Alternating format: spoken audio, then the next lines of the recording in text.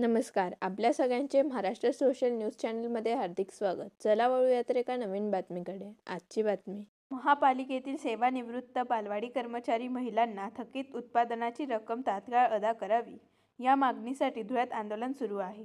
2 दिवसांपासून उपोषणावर असलेल्या महिलांनी 26 जानेवारी रोजी सामूहिक आत्मदहनाचा इशारा दिला आहे.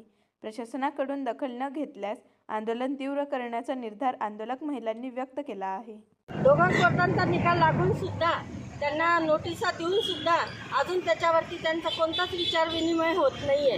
तर आमची जी 60 लाखाची रक्कम आहे ती त्यांनी त्वरित कोर्टात जमा करावी यासाठी आम्ही इथे उपोषणाला बसलेलो. गरीब बालवाडी शिक्षिका आम्ही 2 दिवसापासून इथे उपोषणाला बसलो आहे.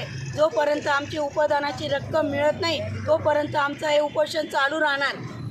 उपोषण जोपर्यंत चालू राहणार. जर आम्हाला मिळालं नाही 3 दिवसात तर आम्ही 26 जानेवारी रोजी कलेक्टर ऑफिसला आत्मदहन करणार आहोत. बातमी आवडल्यास चॅनलला लाईक व सबस्क्राईब करा व दररोज अशा नवनवीन बातम्या पाहण्यासाठी चॅनलला फॉलो करा. धन्यवाद.